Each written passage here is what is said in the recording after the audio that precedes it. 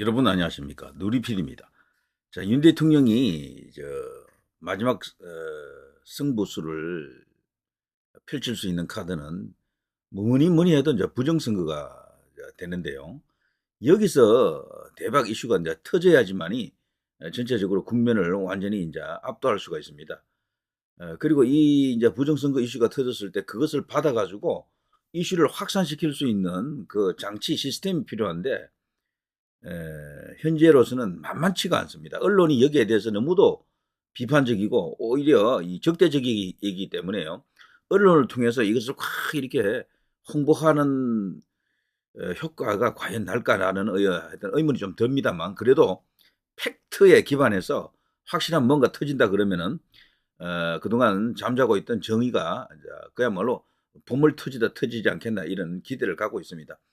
그때쯤이면 국민의힘도 움직여주겠죠. 그리고 정부의 내각도 뭔가 이렇게 새로운 각성이 일면서 대통령 지원 모드로 바뀌지 않겠나 이런 생각이 듭니다. 지금은 혼자서 싸우는 것이나 마찬가지입니다. 광화문과 그리고 외국 유튜버 일부 뭐 등등 이런 상황이죠. 그렇지만 곧 전세가 뒤집힐 것이다 이러는 희망을 이제 버리면 안 되겠죠. 저는 개인적으로 윤 대통령이 이런 생각을 하고 있다라고 알고 있습니다. 지난번 대선에서 이기긴 했지만 0. 몇 퍼센트 차이로 겨우 이겼잖아요. 역대 최저 차이다라고 해도 과언이 아닌데요. 실질적으로 윤 대통령은요 10% 정도 차이로 이겼어야 한다라고 생각하는 것 같아요. 벌써 그런 여러 가지 어떤 정황이 이제 드러나 있습니다. 직전에 실시된 그 여론조사, 특히 공표가 안 되는 그 기간에 나왔던 여론조사들, 특히 외국 유수의 그 여론조사 기관에서 조사한 내용을 보게 되면요, 영국, 미국 등등 한 서너 개 있거든요. 세계적인 여론조사 기관입니다. 전부 10% 가까이 이기는 걸로 나와요. 그런데도 실질적으로 가보니까 거의 그냥 박빙으로 나왔지 않습니까? 이건 조작을 했는데 그들이 많이 했는데도 너무 큰 차이가 나 있었기 때문에 좁히지 못했다라고 이제 그렇게 생각하는 사람들도 많습니다. 저는 윤 대통령은 이쪽이라고 생각합니다. 실제 지난번에 보니까 TV조선에서 말이죠. 유튜브 방송용으로 썸네일을 그렇게 달았더라고요. 윤 대통령 얼굴을 그려놓고 내가 지난 대선에서 10%는 이겼어야 해. 이런 식으로 되어 있더라고요. 그게 뭐겠습니까? 이 TV조선이나 조선일보 같은 이런 조정동 같은 보수 매체들이 자신들의 그 본 방송에서는, 본 어떤 그 지면에서는 그런 주장을 안 해도 유튜브에서는 그걸 한다는 얘기죠. 그러니까 유튜브용이 따로 있는 겁니다. 그들도 유튜브 하잖아요. 어마어마하게 많은 조회수, 그리고 또 많은 구독자를 갖고 있잖아요. 그러니까 그런 유튜브에서는 그런 말을 하는 걸 봐서는요, 완전히 이걸 모르고 있는 건 아닌 게 틀림없어요. 그들도 압니다. 아는데, 그거를 세상에 이제 드러내고, 정의를 세우자. 그리고 이제 이 부정선거로 인해서 민심이 왜곡이 된다 그러는 것은 이거는 뭐 말이 안 되는 겁니다. 기초의 기초가 무너진 상황인데요. 이것을 이제 바로잡는 대역사가 지금 시작되고 있습니다. 진행되고 있고요. 자, 그런데요. 놀랍게도 구원투수가 등장했습니다. 이걸 이제 구원투수라고 표현해도 될지 모르겠습니다만 뜻밖에도 이것은 적진에서 왔습니다. 적진에서 바로 민주당 중진 바로 김두관인데요. 제가 요 뉴스는 이 뉴스 나오기 전부터도 이 내용은 제가 잘 알고 있었는데요. 방송은 안 했던 것 같아요. 근데 김두관 이 관련해서 방송은요. 지켜보고 있었는데 이 김두관이 지금 심상치가 않습니다. 이 사람이 전투력이 보통이 아니거든요. 그냥 뚝심 있게 밀고 나가는 그런 어떤 맛이 있어요.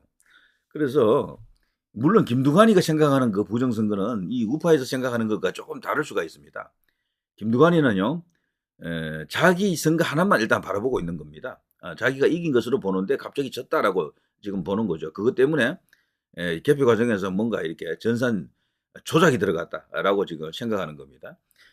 야당까지 번진 부정선거 규명 여론, 민주당 중진 4월 총선은 부정선거다 폭탄 발언을 얼마 전에 했죠. 이틀 전에, 2, 3일 전에 했었죠. 이 김두관 전 의원이 이걸 실질적으로 이제 재판으로 몰고 갔습니다. 그래서 대법원에서 선관위를 직격하고 있는데요. 이걸 보고요. 그동안 부방대를 비롯한 황교안 민경욱 이런 분들이 굉장히 놀라고 있습니다. 놀라고. 그래서 어떤 경우에는요. 그 부정선거 이제 규명 운동에 동참하는 사람들 중에는 김두관을 비대위원장으로 세우자 이런 목소리를 내더라고. 그거는 뭐 정치적으로 어려운 거죠. 그건 안 되는데 그러니까 부정선거를 이제 규명해야 되기 때문에 그렇게라도 해보자라는 안타까운 마음이겠죠. 근데 이 김두관이가 놀랍게도 진검승부를 지금 하고 있습니다. 진검승부. 그냥 해보는 게 아니에요. 그냥 해보는 게 아니다. 선거 무효 소송에서 변론을 하는데 특별 일부 노태학원 제척 신상철 씨가 소송을 도와주고 있다. 신상철 아시죠? 이 사람은 대표적인 노빠입니다. 노빠. 옛날에 저 서프라이즈 그 유명한 서프라이즈를 운영하던 운영자고요. 그 좌파 최대 인터넷 커뮤니티 중에 한 개였었죠. 그리고 천안함 폭침설을 이 사람은 인정하지 않습니다.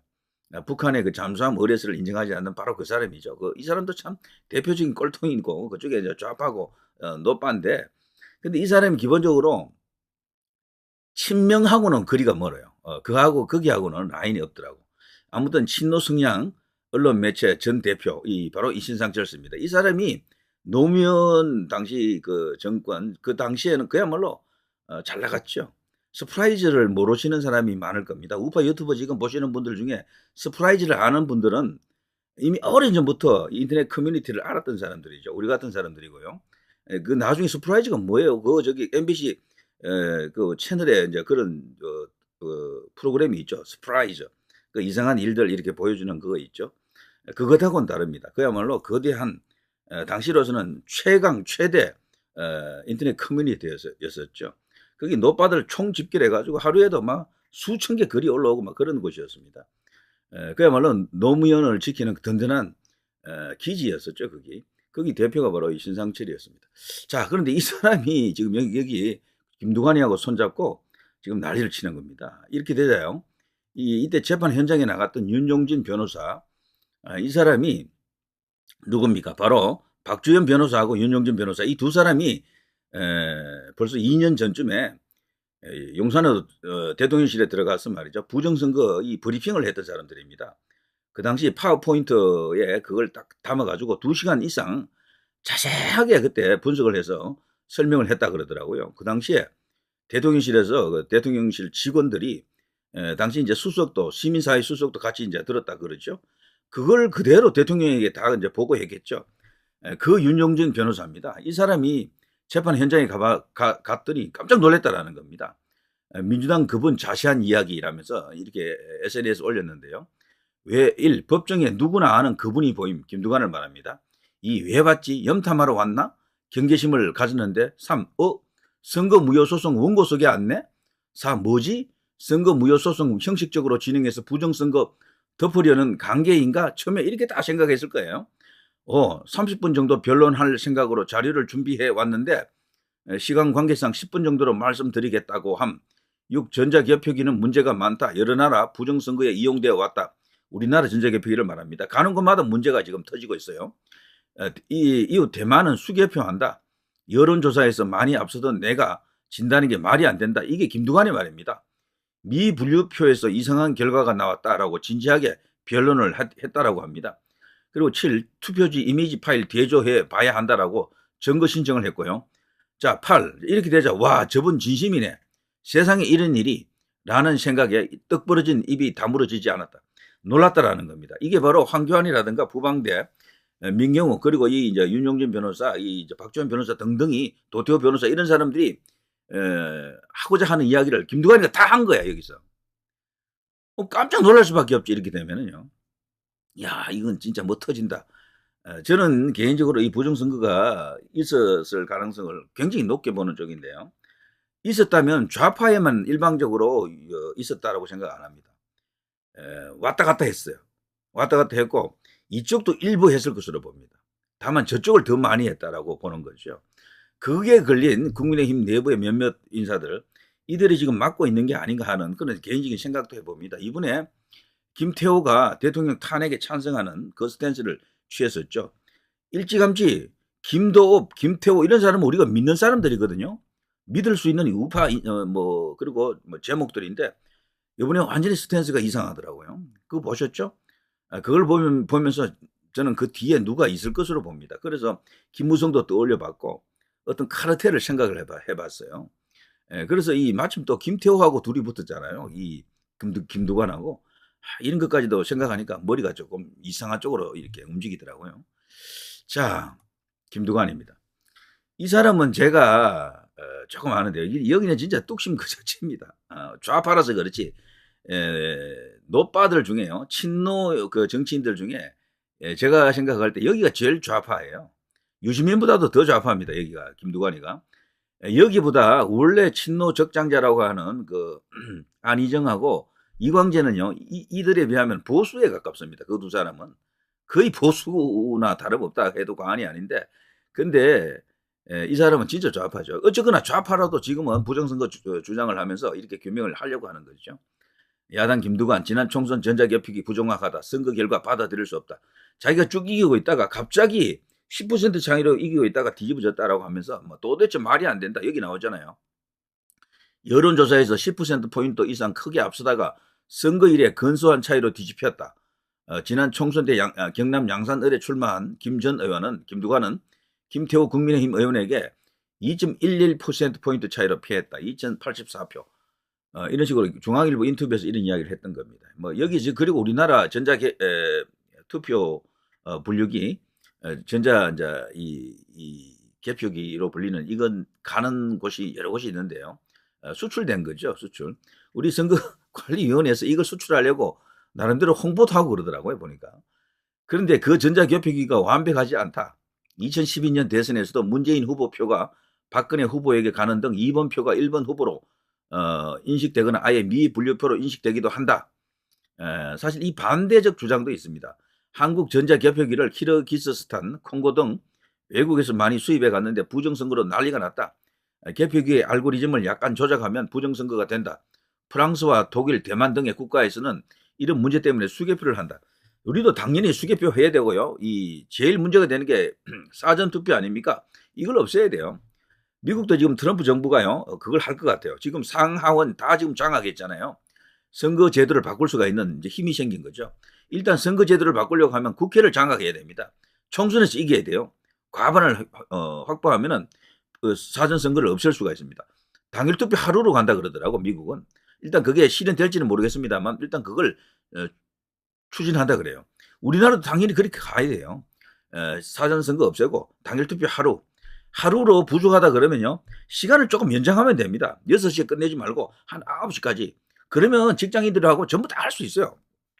못할 일이 아닙니다. 그리고 그날은 휴일이잖아요. 뭐 못할 이유가 없는 거야. 충분히 할 수가 있습니다. 그래서 이 부정선거에 이 여러 가지 어떤 의혹을 원천적으로 이제 차단을 해야 되는 거죠. 자, 이 김두관이가 지금 주장하는 내용들은요.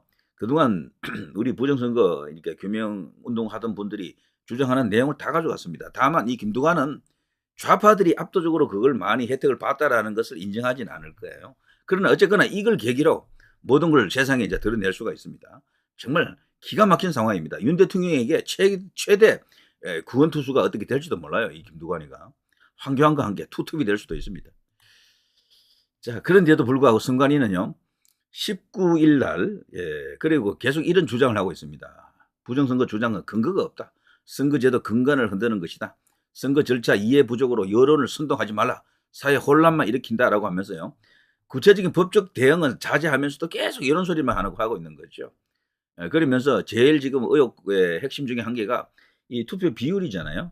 왜 사전 투표 거기는 63대 36이 그렇게 많으냐. 그걸 갖고 지금 이들이 똥줄 타는 거지. 그러니까 이런 어떤 또 반응을 보이네요. 전체 253개 선거구 중에서 17개 선거구 6.7%만이 63대 36의 비율이다. 이런 식으로 이제 주장하는데요. 근데 63대 36으로 나온 게 이 정도 되었다 하더라도 이 비슷한 수치에 가 있는 건 이것보다 훨씬 많다고 봐야죠. 가령 61대 뭐 38 이런 거 말이죠. 62대 뭐 35 이런 거. 이런 숫자가 좀 다르지만 그 비슷하게 가 있는 것은 굉장히 많다. 자, 어쨌거나 지금요. 이번에 이 상황은 부정선거와의 전쟁입니다. 이걸 세상에 드러내느냐, 드러내지 못하느냐 이겁니다. 대통령을 구하느냐, 구하지 못하느냐도 이거고요. 대통령이 정말 이 싸움에서 승리하고 이제 직무에 복귀하자면은 반드시 이것만큼은 어느 정도 세상을 향해서 크게 울림 있는 목소리를 내줘야 됩니다. 그리고 탄핵 인제 인용되지 않고 거기서 기각되거나 각하되고 난 뒤에 직무에 복귀하고 나서 그때부터 본격적으로 어 인제 부정선거 소탕 작전에 나가야죠. 그게 만일에 진짜 폭넓은 공감대가 형성된다 그러면은 진짜 계엄을 내려도 되죠, 2차 계엄을. 진짜 계엄요. 근데 그거 굳이 계엄이 필요 없습니다. 그 상황이 오게 되면은 대통령의 아주 군한으로 정말 직접적으로 검찰에다가 수사를 지시해야 됩니다. 대대적인 어떤 수사팀을 꾸려서 그것을 할 수 있게끔. 그때부터 인제 '본 게임이 시작이다.' 이렇게 볼 수 있겠죠. 지금 대통령 뒤에는 트럼프가 있습니다. 정말 기가 막히게 지금 아주 아다리가 맞은 겁니다. 트럼프가 지금 이거 칼을 뽑을 겁니다. 지금 부정선거 그거 주장하던 사람을 FBI 국장에 지금 임명하고 있는데요. 그런 식으로 트럼프는 부정선거 주장했던 사람을 요직에 여러 명 지금 받고 있습니다. 한미 공조가 충분히 인제 이루어질 겁니다. 여기서 대반전, 대역전이 터진다라고 볼 수가 있겠죠. 자, 이 정도 하겠습니다. 누리 PD 김준희였습니다.